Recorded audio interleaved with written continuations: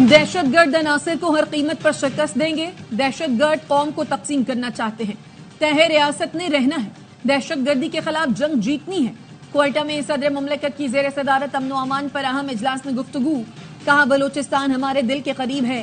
صوبے میں ترقی اور پائیدار امن چاہتے ہیں.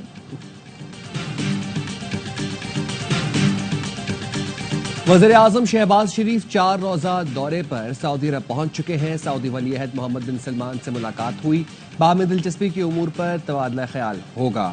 غزہ کی صورتحال، مشرق وسطی کے حالات زیر غور آئیں گے. وزیر اعظم کے دورہ سعودی عرب کا مقصد سرمایہ کاری کو فروغ دینا ہے.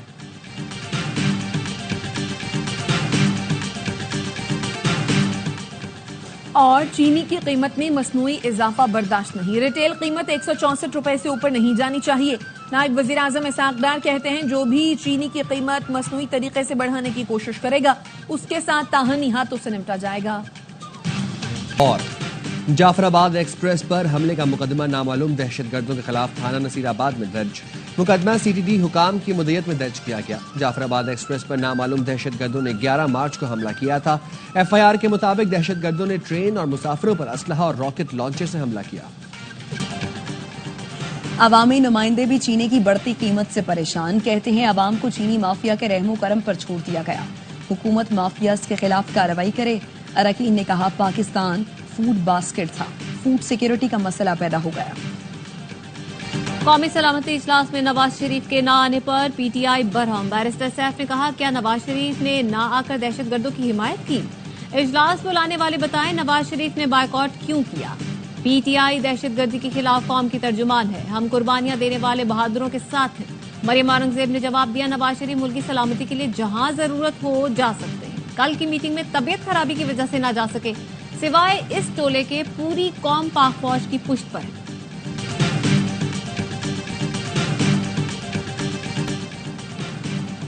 حسن نواز برطانیہ میں ٹیکس ڈیفالٹر قرار. حسن نواز نے 5 اپریل 2015 سے 6 اپریل 2016 تک 94 لاکھ پاؤنڈ ٹیکس ادا نہیں کیا.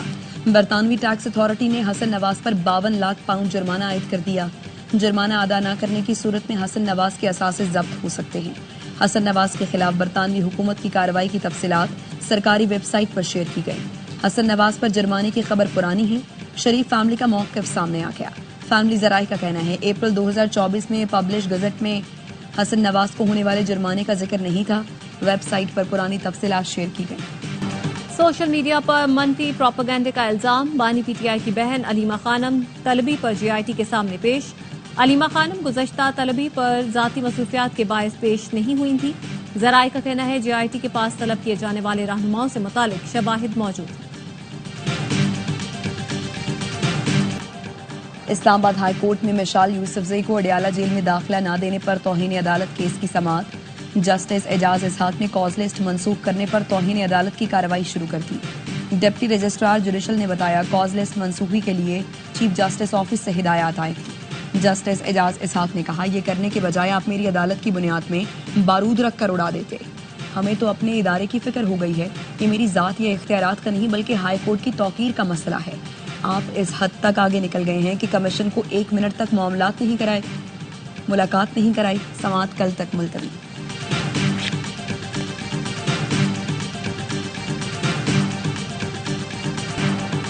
سپریم کورٹ نے اینٹی کرپشن ہاٹ لائن قائم کر دی. چیف جسٹس یحییٰ آفریدی نے کہا ہاٹ لائن کا مقصد عدالتی احتساب اور شفافیت کو یقینی بنانا اور عوام کا اعتماد بحال کرنا ہے. عدالتیں عام آدمی کے لیے فوری انصاف یقینی بنائیں گی. سپریم کورٹ اعلامیہ کے مطابق ہاٹ لائن 24 گھنٹے کام کرے گی.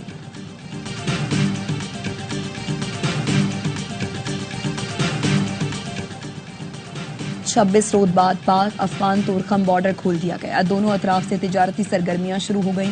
تورخم بارڈر سے پہلی گاڑی افغانستان روانہ ہو گئی.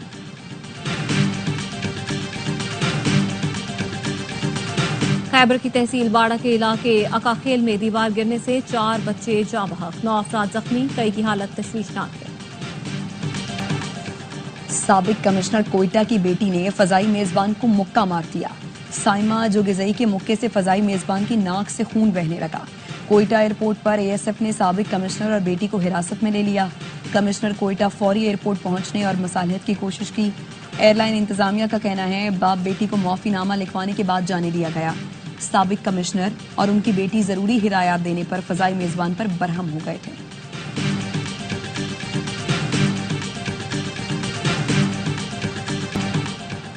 کراچی میں اکلوتا بیٹا باپ کے سامنے قتل۔ کورنگی میں میڈیکل سٹور کے اندر لوٹ مار کے دوران ڈاکوؤں نے ایک اور نوجوان کی جان لے لی۔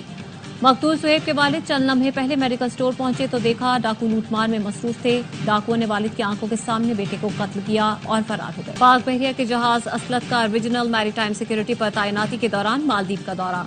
مالے بندرگاہ پہنچنے پر مالدیپ نیشنل ڈیفنس فورس اور کوسٹ گارڈ حکام نے استقبال کیا۔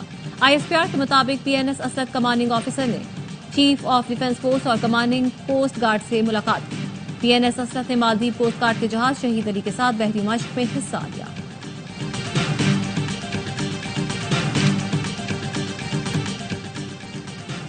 کراچی کے 15 اور حیدرآباد کے 5 ارب روپے ابھی تک ریلیز نہیں ہوئے۔ حکومت سے رابطے کے باوجود کراچی حیدرآباد کے فنڈز جاری نہ ہونا قابل تشویش ہے۔ MQM رہنما امین الحق کا کہنا ہے اگر یہ رقم ضائع ہو گئی تو کون ذمہ دار ہوگا؟ حکومت MQM کے نمائندوں کے ساتھ بیٹھے اور معاملہ حل کرے۔ ترقیاتی فنڈز ریلیز نہ ہوئے تو MQM فیصلہ کرنے میں آزاد ہوگی۔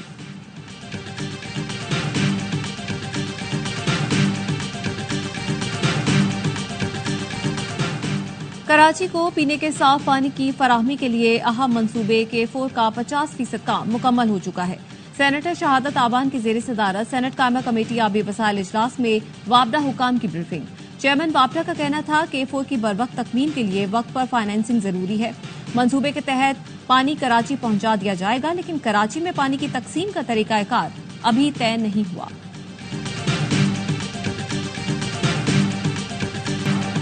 مصطفیٰ عامر قتل کیس میں پولیس کا ملزم ارمغان کے والد کو شامل تفتیش کرنے کا فیصلہ۔ پولیس نے ریمانڈ رپورٹ انسداد دہشت گردی عدالت میں جمع کرا دی۔ ملزم کا اعترافی بیان ریکارڈ کرانے کی تصدیق۔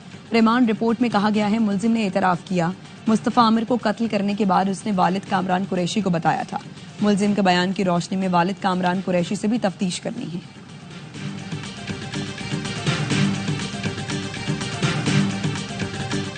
ورلڈ بینک پاکستان کو $10 کروڑ قرض دے گا۔ رقم موسمیاتی تبدیلی سے متاثرہ غریب کاشتکاروں کو چھوٹے قرضوں کی صورت میں دی جائے گی۔ رقم عالمی بینک کے 10 سالہ کنٹری پارٹنرشپ پروگرام کا حصہ ہے۔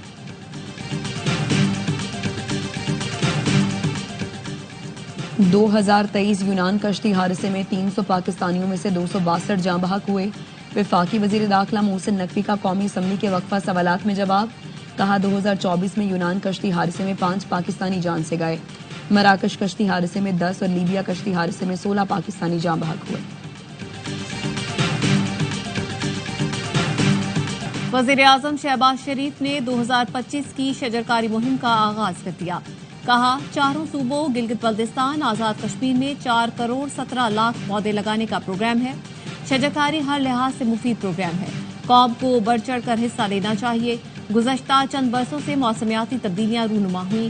پاکستان 10 خطرناک ممالک کی فہرست میں شامل ہے۔ شجرکاری مہم 2025 کی اہمیت بہت زیادہ ہے۔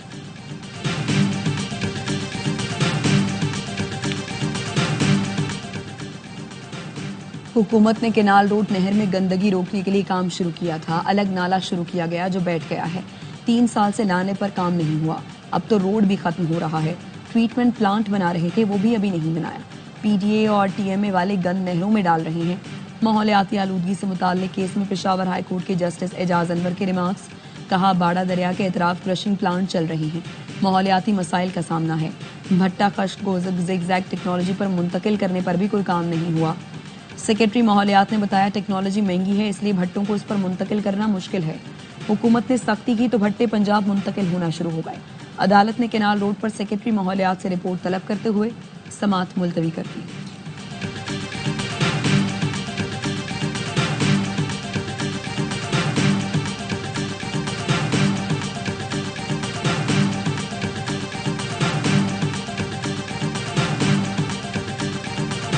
وفاقی حکومت نے عید الفطر کی تعطیلات کا اعلان کر دیا۔ عید تعطیلات 31 مارچ سے 2 اپریل تک ہوں گی۔ 30 مارچ کو شوال کا چاند نظر آنے کا قوی امکان ہے۔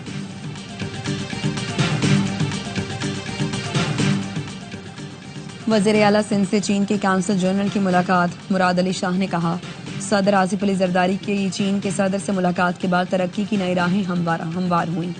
کراچی میں پانی کے مختلف منصوبے چین کے تعاون سے شروع کرنے جا رہے ہیں. سولر پروجیکٹس بھی چین کے تعاون سے بڑھائیں گے. چین کے دورے کا منصوبہ بنا رہا ہوں تاکہ میگا پروجیکٹس طے کر سکیں. وزیر اعلیٰ سندھ سے عراق کے کونسل جنرل نے بھی ملاقات کی.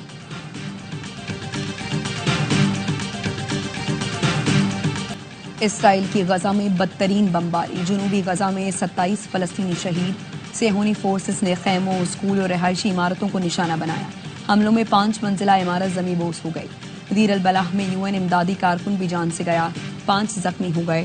اسرائیل نے شمالی غزہ میں ٹینک پہنچا دیے. 24 گھنٹے میں اسرائیلی حملوں میں 400 سے زائد فلسطینی شہید، 174 بچے شامل. اسرائیلی وزیر اعظم کہتے ہیں یہ بمباری ابھی شروعات ہے. حماس کے ترجمان اسامہ حمدان کا کہنا ہے اگر اسرائیل کو لگتا ہے کہ اس طرح کی کارروائیوں سے معاہدے میں کوئی تبدیلی ہوگی تو یہ اس کی خام خیالی ہے.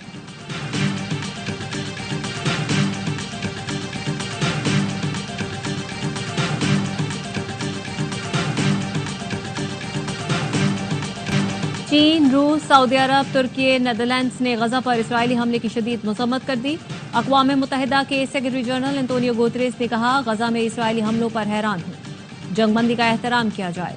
اسرائیل انسانی امداد بحال کرے. اسپین کے وزیر اعظم نے اسرائیلی حملوں کو ظالمانہ اور ناقابل قبول قرار دیا. ترک صدر نے مطالبہ کیا نیتن یاہو نسل کشی کی پالیسی بند کریں. ترجمان چینی وزارت خارجہ نے کہا کہ حماس اور اسرائیل فوری دوبارہ جنگ بندی معاہدے کی طرف جائیں.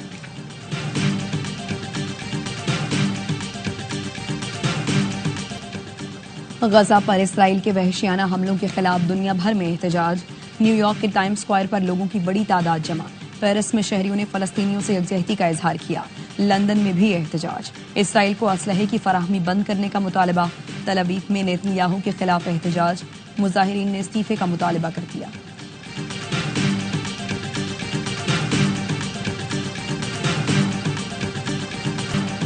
فلسطینی بچوں کی شہادت. آسٹریلوی کرکٹر عثمان خواجہ چپ نہ رہ سکے. عثمان نے کہا یہ اقدام مخالف کی طرف سے ہوتا تو پھر سب کتنا غصہ دکھاتے. معاہدہ توڑ کر ایک دن میں 100 سے زائد بچے شہید کر دیے. ہم اس بربریت کو معمولی نہیں بنا سکتے. اور وفاقی حکومت نے عید الفطر کی تعطیلات کا اعلان کر دیا. عید تعطیلات 31 مارچ سے 2 اپریل تک ہوں گی. 30 مارچ کو شوال کا چاند نظر آنے کا قوی امکان.